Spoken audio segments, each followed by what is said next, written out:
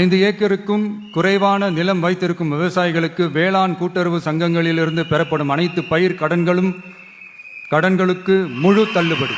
5 ஏக்கருக்கும் அதிகமான நிலம் வைத்திருக்கும் விவசாயிகள் பெறும் வேளாண் கூட்டுறவு சங்க பயிர் கடன்களுக்கு 50% தள்ளுபடி. திமுக ஆட்சியே சதுரங்க வேட்டை கும்பல், சதுரங்க வேட்டை கூட்டம் அப்படின்னு சொல்லி ஒரு விமர்சனம் வைக்கப்பட்டதுண்டு. ஏன்னா ஆட்சி அதிகாரத்துக்கு வர்றதுக்கு முன்னாடி வாக்குறுதிகளை அள்ளி தெளிச்சிட்டு என்னென்னலாம் பண்ண முடியாதோ அதெல்லாம் வாக்குறுதியாக கொடுத்துட்டு ஆட்சிக்கு வந்ததுக்கப்புறம் அது எதையுமே செய்ய மாட்டாங்க. அதனால் திமுக மீது ஒரு சதுரங்க வேட்டை கும்பல் அப்படின்னு சொல்லி ஒரு விமர்சனம் வைக்கப்பட்டது. இந்த ஆட்சியில் அதனோட தொடர்ச்சியாக திமுக 2.0 தான் இந்த தூய சக்தி இருக்குது. தேர்தலுக்கு முன்னாடி விவசாயிகளுடைய பயிர்க்கடன் 5 ஏக்கருக்குள்ள நிலம் வைத்திருப்பவர்களுடைய பயிர்க்கடன் முழுமையாக ரத்து செய்யப்படும்.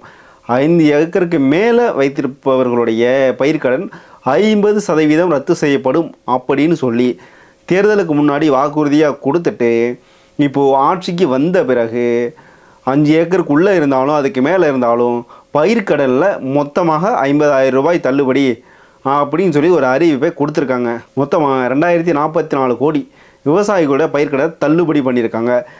இது விவசாயிகளுக்கு ஏற்பட்ட அநீதி அப்படின்னு சொல்லி விவசாய சங்கத்தினர், விவசாய அமைப்பினர் எதிர்குரல் கொடுக்க ஆரம்பிச்சிருக்காங்க. 2021 எடப்பாடி பழனிசாமி அவர்கள் முதலமைச்சராக இருக்கும் பொழுது விவசாயிகளை ஒட்டுமொத்த பயிர்க்கடனை தள்ளுபடி பண்ணதாகவும் கிட்டத்தட்ட 12,000 கோடி ரூபாய் அளவுக்கு விவசாயிகளுடைய பயிர்க்கடன் தள்ளுபடி செய்யப்பட்டது.